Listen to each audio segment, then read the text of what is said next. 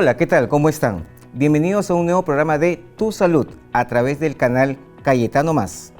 El día de hoy vamos a hablar de un tema muy importante, interesante y que a mucha gente le preocupa, la hepatitis viral. Mucha gente se confunde con otro tipo de hepatitis medicamentosa, por alguna hierba o por alguna infección que no son los virus que vamos a ver el día de hoy. La hepatitis viral puede causar cirrosis, puede causar cáncer, pero no todas ellas.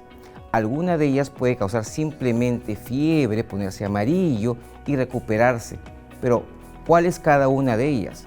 Hay 8 tipos de hepatitis viral al momento. A, B, C, D, E, todas las letras del alfabeto, pero sin embargo, algunas de ellas son predominantes en nuestro medio. La hepatitis A, que normalmente nos da cuando somos niños, la B y la C de transmisión sexual, que son cuando somos adultos, pero para conocer más de ellas, hemos invitado al doctor Álvaro Bellido. Él es gastroenterólogo, él es profesor de la Universidad Peruana Cayetano Heredia y trabaja con nosotros también en el Hospital Nacional Cayetano Heredia. ¿Te parece, Álvaro, si comenzamos a hablar de la hepatitis A? ¿Qué es la hepatitis A? Correcto, doctor. Entonces, algo importante es, vamos a hablar hepatitis viral. Entonces, vamos a recordar los virus. Entonces, el virus que hemos estado más familiarizados ahora es el COVID. Entonces, el COVID afectaba a los pulmones, podía afectar intestino, podía afectar el hígado. La característica de las hepatitis es que solo van a afectar al hepatocito, ¿no? Esa es la principal característica. Entonces, el virus hepatitis A es un virus ARN de la familia Picornaviridae que afecta al hepatocito. ¿Cuántas personas se contagian anualmente de este virus? Actualmente, con todas las modificaciones que ha habido, está entre 1.4 millones de contagios al año, ya que es una cifra importante, pero que ha estado en disminución gracias a que hay mejores políticas de salud pública, al tema del agua, que es cada vez más accesible, al tema de los refrigeradores también. Perfecto. O sea, es un virus que ataca el hígado. ¿Y cómo se transmite? Eso es muy importante. La transmisión es fecal-oral. Entonces tenemos que tener mucho cuidado porque si alguien tiene hepatitis A en la casa, todos los demás pueden contagiarse. Es muy importante el higiene a nivel del baño y en las personas que preparan los alimentos. Es un riesgo a nivel nacional. Nosotros tenemos el riesgo de que tenemos muchas infecciones, también tenemos el consumo de productos crudos, nos usa mucho el ceviche, a veces la carne tampoco no se llega a cocer adecuadamente. Entonces el virus es resistente incluso al calor. Cuando es menos de 1 minuto, el virus puede sobrevivir. Entonces, para evitar contagiarse, tiene que hervir el agua por más de 1 minuto, las verduras bien lavadas, ¿no? Y mucha higiene cuando hay alguien que está con sospecha de hepatitis o que esté contagiado en la casa, ¿no? Eso implica entonces que si yo tengo, por ejemplo, una persona con hepatitis A, va al baño, no se lava adecuadamente, la mano queda contaminada y prepara los alimentos, podría contaminar los alimentos para toda la familia. Para toda la familia, así es. Perfecto. ¿Es más frecuente en adultos, niños, todos en general susceptibles? Es más frecuente en niños debido a que es un poco más difícil controlar en los niños el tema de la higiene, ¿no? Igual que la infección por Helicobacter también se tiende a dar más en la población de los niños, ¿no? Pero es importante también tener cuidado en cualquier paciente que tiene una hepatopatía, que tenga que tener cuidado de no contagiarse hepatitis A, ¿no? Si es un paciente que ya tiene una hepatitis B o un hígado graso o un paciente cirrótico, puede contagiarse una hepatitis A y complicarse la enfermedad de fondo que tiene. O sea, una persona que tenga una enfermedad del hígado, que le agreguemos hepatitis A esa persona podríamos empeorarle la hepatitis que tiene de fondo. Así es. Perfecto. Actualmente ya hay vacuna. Hay vacuna y felizmente también ya está en el esquema de vacunación. A partir del mes 15 ya se puede vacunar los niñitos de hepatitis A. Y eso es algo muy bueno porque una vez que uno tiene la protección, el anticuerpo contra el IgG para virus hepatitis A, ya el paciente ya no se va a contagiar hepatitis A. Entonces es muy buena, una muy buena vacuna. Eso es bueno. Y dime, ¿esta hepatitis A me puede causar cirrosis? Felizmente no.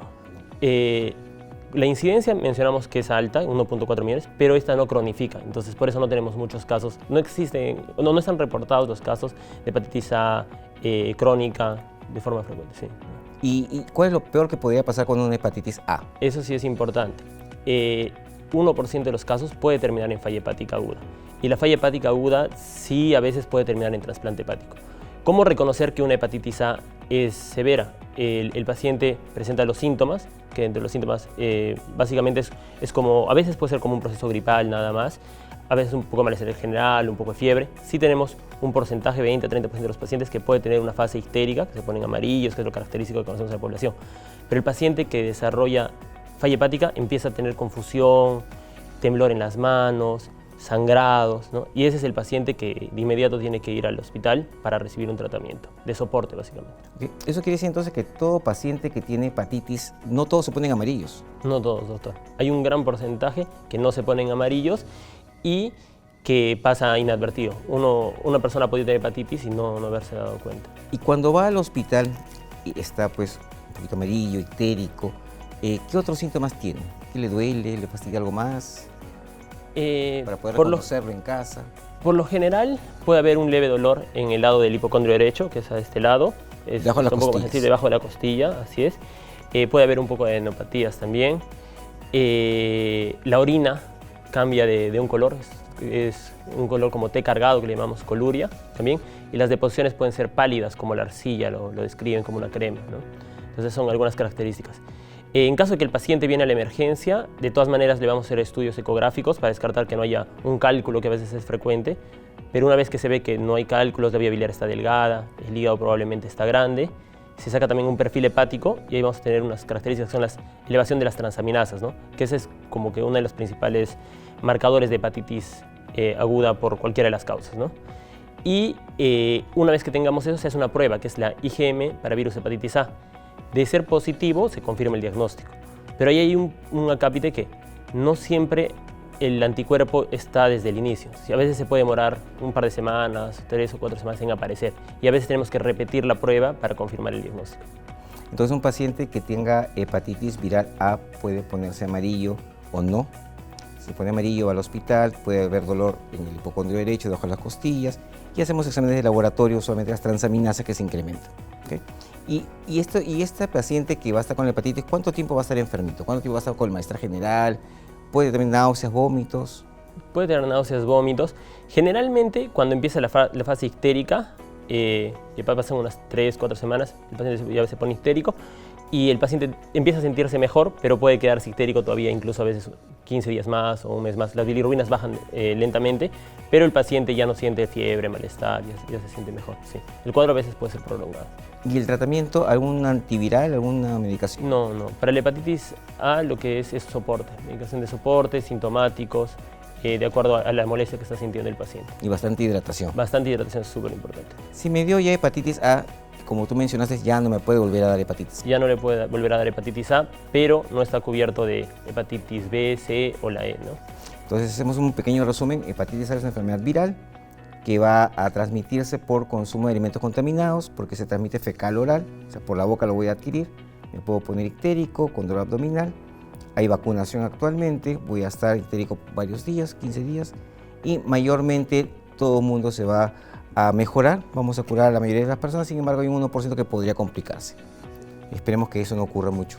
Hemos visto poco, afortunadamente. Y es importante que la vacuna esté indicada en pacientes hepatópatas, ¿no? Cualquier paciente hepatópata debería acercarse a un centro de salud para vacunarse hepatitis A. Ahora vayamos a las otras hepatitis que son un poquito ya más malagentes. La hepatitis B y la hepatitis C, que sí pueden causar cirrosis y causar cáncer de hígado. La hepatitis B tiene una característica especial porque es un virus ADN. Este pertenece a la familia Hepatnaviridae. Al ser un virus ADN, es prácticamente muy difícil de que nos podamos curar de la hepatitis B porque se junta con nuestro propio ADN y se puede reactivar en cualquier momento. Ese es el riesgo principal de la hepatitis B. La hepatitis B es más frecuente, ahorita actualmente existen aproximadamente, según los datos de la OMS, 270 millones de pacientes infectados con hepatitis B. Hepatitis C, 74 millones y VIH, 34. Entonces, la mayoría de personas han hecho pruebas para VIH, pero casi nadie se hace pruebas para hepatitis B o hepatitis C. Entonces, es importante tomarlos en cuenta. La hepatitis B ha sido un gran problema para Perú. En la época previo a los 90, 93, éramos considerados un país endémico en hepatitis B. La hepatitis B ha mejorado mucho con la vacunación que se ha realizado, ha mejorado mucho con la detección de anticuerpos en sangre, porque antes se transfundía, las personas que han recibido sangre antes del 92 probablemente han recibido transfusiones de sangre sin que hayan sido testeadas para hepatitis B y C, y deberían hacerse la prueba para ver si están contagiados, ¿no? Y también el cuidado con métodos de barrera, ¿no? El cuidado con métodos de barrera, como el preservativo, también protege de que no se contagien de la hepatitis B. Ok, entonces tenemos ya una hepatitis diferente a la anterior. ¿Cómo se transmite esta hepatitis B? Lo que nosotros tenemos claramente va a ser a nivel de fluidos. Se puede transmitir por fluidos, el semen, puede ser la sangre, ¿no? Entonces tenemos característicamente pacientes que van a recibir transfusiones de sangre, pacientes que van a tener relaciones sexuales o tienen alguna enfermedad de transmisión sexual, pueden también tener esta, tatuajes, piercings. Pero hay algo muy importante que tenemos que tomar en cuenta en Perú y es el contagio al momento del nacimiento. Entonces el contagio al momento del nacimiento ha sido muy importante en Perú, sobre todo en las décadas pasadas y sobre todo en los lugares como Cusco, Apurímac, Ayacucho, en la parte de la selva también. Y eran niños que nacían con hepatitis B prácticamente, porque la posibilidad de que cronifique cuando eres un recién nacido es cerca del 90-95%.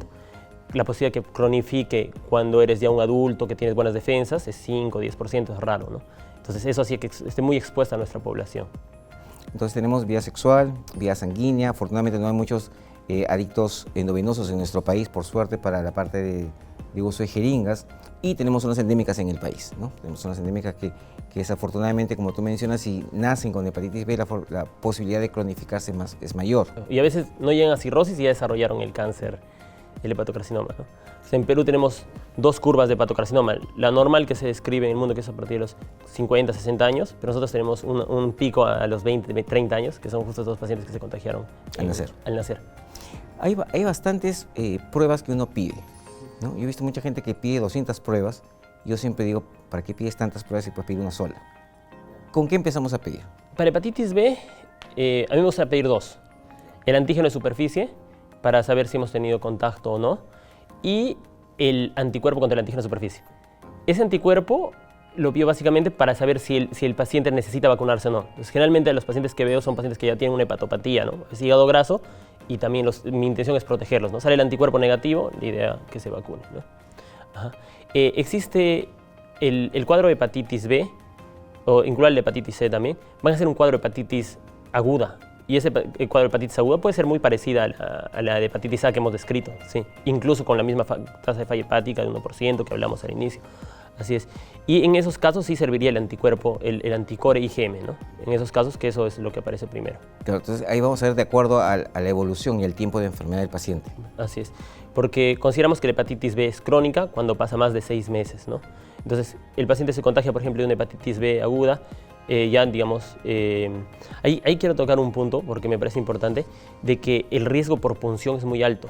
El riesgo de contagio y punción por VIH es 0.3%, el de contagio de hepatitis C 2% y el de contagio por hepatitis B entre 6 a 30%, o sea, es altísimo, ¿no? Entonces, ¿qué pasa si alguien está expuesto al virus hepatitis B y hace la infección? Hay que controlarlo, ¿no? Si en 6 meses negativiza, ya no hay problema, su cuerpo lo curó solo. Pero si persiste más de los 6 meses, probable que sí requiera un tratamiento. Sí, esa es la pregunta que te iba a hacer. Hay muchas personas que salen hoy día, están ictéricos, salen positivo para hepatitis B. Una hepatitis B aguda. ¿Lo trato? Solo en caso de lo que hablamos antes, que empiece a hacer algún dato tipo falla hepática, ¿no? Empiece a elevarse el INR, empieza un poco de confusión, ahí sí lo tratamos. Si no, el 95% de los casos, el cuerpo solito lo va a eliminar. Y esperamos 6 meses. 6 meses para hacerle el control, ¿no? Ahí hacemos el control del antígeno de superficie, el anticuerpo contra el antígeno de superficie, y ahí vemos si ya negativiza. No hay problema, ya está curado. Y cuando ya pasamos los 6 meses, ahí ya comenzamos recién a planificar el tratamiento. Sí. Ahí pedimos una carga viral. Una carga viral, efectivamente. Hay un dato interesante en hepatitis B, que es que a veces el paciente puede aparentemente estar curado, ha tenido una exposición antigua, pero se expone a alguna situación. Por ejemplo, le detectan un cáncer de mama y le tienen que dar un tratamiento con rituximab, o le diagnostican alguna de estas enfermedades inflamatorias intestinales, tiene que ser corticoide, biológicos. Estos pacientes, si empiezan a recibir el tratamiento, puede que se active la hepatitis B y hacen como un flare, que es como un episodio de hepatitis B aguda nuevamente, ¿no? Y esos son peligrosos porque también puede llegar a la falla hepática, ¿no? En estos casos nos sirve mucho también la carga viral para ver cómo está nuestro paciente, y a veces tenemos que darle profilaxis, ¿no? Si el paciente tiene la infección antigua y podría reactivarse, le damos una profilaxis. ¿Es un paciente crónico? Una infección crónica que haya podido tener, ¿no? Claro, que no estaba activa. Que no estaba activa. Perfecto. Así es. Perfecto, sí, porque si no nos vamos a confundir un poquito, claro. Entonces, alguien que tenga una hepatitis crónica, de acuerdo a su evolución, podría reactivarse si tiene alguna medicación. Sí, aparentemente. O sea, si es crónico y activo, esos son los que ahora están siendo tratados normalmente. Pues si es crónico inactivo, en casos de que pueda reactivarse la enfermedad, que es por alguna inmunosupresión, también lo deberíamos tratar. Y un paciente crónico, mi meta es convertir el antígeno E en negativo. Sí, sí. Si está negativo ya no lo trato. Es lo ideal, pero dependiendo de algunos factores, como la carga viral, y también ver si el paciente es cirrótico, por ejemplo, todavía va a haber el riesgo de que pueda transformarse en un hepatocarcinoma, ¿no? Y hay algunos que son mutantes precore, ¿no? Que puede que el antígeno E no esté. Claro. Y ahí manda la carga viral. Entonces, ¿cómo tú sugerirías pedir los exámenes a los pacientes? ¿En qué orden? ¿En qué orden? Para ver si es positivo o negativo. Pedimos el antígeno de superficie, nos sale positivo. Ese me va a decir si tengo o no tengo hepatitis B. Exacto. Entonces, una vez que tenemos el antígeno de superficie, vamos a pedir el anticore para ver si es IgG, que es una infección antigua, o IgM, ¿no? Ese me dice entonces el tiempo que tengo la enfermedad. De la enfermedad. Si es agudo o crónico. Si es aguda, ahí esperaríamos nada más. Si es crónica, ahí es el momento de pedir el antígeno E. Entonces, si tenemos un paciente con un IgM, es menos de 6 meses. Si ya no está presente y solo el IgG tiene más de 6 meses, ya sería algo crónico. Si tienes el IgG, le pedimos el antígeno E positivo, ese es el que tiene alto índice de infectividad, ¿no? Que es lo que usted mencionaba. Y ese paciente le vemos las transaminasas están elevadas, hay que tratarlo, ¿no? Si nos sale el antígeno E negativo, ahí nos apoyamos en la carga viral, ¿no? Porque hay un grupo que puede tener cargas virales altas y el antígeno E negativo, y ese también tendría que ir a tratamiento. El manejo con estos antivirales, ¿qué tan bueno es? Ha mejorado muchísimo, doctor. Inicialmente usábamos la lamivudina. Ese manejo lo hacemos en conjunto con el área de infectología, pero la lamivudina ha demostrado cierta resistencia. Y ahora entecavir y tenofovir están yendo bastante bien y hay varias opciones. En general, el problema no es tanto el tratamiento, sino el subdiagnóstico que tenemos. Las personas no se hacen la prueba de hepatitis B, entonces no se logran identificar y ya viene muchas veces cuando ya tienen cirrosis, cuando tienen hepatocarcinoma. Entonces el retardo es en hacerse la prueba. Sí, lo que pasa es que mucha gente piensa, por ejemplo, debe pasarte a ti, cuando alguien tiene un accidente punzocortante, por ejemplo, se preocupa más del VIH, más que la hepatitis B. Exacto. Y la hepatitis B es desafortunadamente un enemigo también medio solapa porque uno puede morir de viejito y nunca despertarse la hepatitis B, como hacer una falla hepática en 48 horas. Así es. Entonces, es bastante... Incluso para la prueba de matrimonio civil, VIH, ¿no? Sí. Y no tanto... No hepatitis B. No hepatitis B, no hepatitis C, ¿no? Y son, en incidencias, estamos hablando más de 9 veces más la hepatitis B que el VIH. Claro, y es más, cuando vemos la parte estadística, hay pérdida de trabajo por hepatitis B más que por VIH a nivel mundial. Así es, así es. Y la hepatitis C, ¿qué tan frecuente es en nuestro medio? ¿Quiénes más son factibles acá de tenerlo? La hepatitis C, justo, o sea, en hepatitis C a nivel mundial, como dijimos, 74 millones. Tuve la oportunidad de hacer un trabajo con el doctor Martín Tagle de prevalencia de hepatitis C a nivel de todos los bancos de sangre y más o menos salió 1.7% la prevalencia. El tema de la hepatitis C es que uno es un ARN, Flaviviridae, es parecido al virus del dengue, a ese tipo de virus. Es importante definitivamente, produce cirrosis hepática, cronifica mucho más que la hepatitis B, ese sí es un problema. Una de las mejores ventajas que tenemos en hepatitis C es que se ha desarrollado mucho en el tratamiento. Y incluso desde el 2014, 2015, incluso hay guías clínicas ya peruanas que hablan de los nuevos antivirales de acción directa, los cuales tienen buena tasa de curación para pacientes cirróticos, pacientes no cirróticos, pacientes con VIH, no VIH, pacientes con enfermedad renal crónica o no, que puedan tener otra infección más. Y realmente unas tasas de curación entre el 95 a 100%. Es tanto así, doctor, que la OMS ha puesto como que posibilidad de eliminar el virus hepatitis C para el 2030. Sabemos que probablemente por el tema de la pandemia se vaya a postergar un poco, pero es una realidad que tenemos que vivir. Y lo malo es que también la hepatitis C está subdiagnosticada. Entonces tampoco nadie se hace pruebas para hepatitis C. Menos para B, mucho menos para C. Y dime, ¿y la hepatitis C si no tenemos vacuna para hepatitis C? Desafortunadamente no. Desafortunadamente no. Para hepatitis B, como hemos mencionado, sí, entra en el calendario de vacunación desde el inicio. Para hepatitis C no está descrita en el momento, no ha sido aprobada, ¿no? Pero sí, lo que sí tenemos es un buen tratamiento. Y el tratamiento actualmente es vía oral y son 12 semanas de tratamiento. Perfecto, y tiene una muy buena tasa de curación. Buena tasa de curación, es algo muy bueno. La ventaja es que en nuestro país a partir de los 90 ya tenemos tamizaje afortunadamente en los bancos de sangre para VIH, hepatitis B, hepatitis C, HTLV1, Chagas, sífilis y muchas cosas más. Eso es algo muy bueno. Es algo y es muy a nivel bueno. nacional. Sí, por suerte. Entonces es algo muy bueno para que la gente que va a donar sangre y que va a recibir sangre esté tranquila de que no va a pasar nada. De que no se va a contagiar. Que vamos a estar protegidos y que estas hepatitis pues ya estamos teniendo buena respuesta con tratamiento. Hay más riesgo de contagiarte poniéndote piercings, haciéndose tatuajes en lugares que no sean adecuados, ¿no? Ese es el punto, ¿no? Si alguien quiere hacerse un tatuaje, un piercing, algo de esas cosas, lo puede hacer tranquilamente en un buen lugar, con buena limpieza y toda la parte de esterilización adecuada. Porque si no hay una esterilización adecuada en el metal, puede vivir mucho tiempo el virus de la hepatitis B. Claro, en superficie es mucho más tiempo que el VIH. Exacto. Semanas incluso. Semanas, así es. Es algo que la gente no sabe, pero que hay que avisarles. Entonces, tenemos un virus de hepatitis A, que es vía oral, B y C, vía sexual, vía transfusiones. Y la parte perinatal también. La parte perinatal. Tenemos en nuestro país zonas de hepatitis viral B, que es la parte de Ayacucho, Cusco, Abancay, la selva peruana, donde hay que reforzar la vacunación para poder tener pues, nuestros niños que pueden nacer con hepatitis B, que las zonas endémicas tengan menos hepatitis B. Así es. Y si tenemos nuestros padres de esas zonas, no está de más que nos hagamos la prueba, tanto nosotros como ellos, y ver si tenemos o no. Claro, así de simple, no hay mucha cosa que pensar. Y estamos viendo pues, que hay tratamiento para estas hepatitis virales crónicas que se pueden mejorar. Y para terminar, trasplante hepático, ¿funciona si yo tengo hepatitis B, C, cirrosis? O sea, definitivamente, el trasplante hepático en la falla hepática aguda está descrito, en hepatitis B y C también, doctor, sí está descrito. Sí, obviamente les van a dar el tratamiento y tenemos que evitar de no contagiar al nuevo hígado del receptor. Sí, va a haber un tratamiento y hay protocolos y esquemas, ¿no? Y el paciente con terapia antiviral, obviamente. El paciente está con terapia antiviral, así es. Ha sido un gusto, Álvaro, conversar contigo. Cuéntanos, ¿algo más que quieras añadir?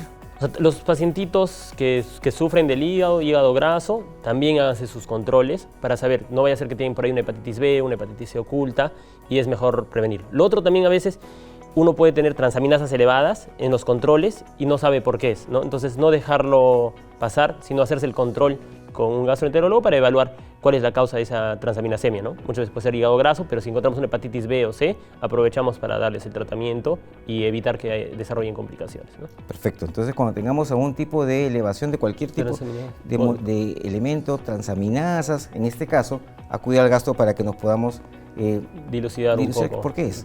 No tengan miedo. Todo tiene tratamiento si lo descubrimos tempranamente. Así es. Álvaro, muchas gracias por estar con nosotros.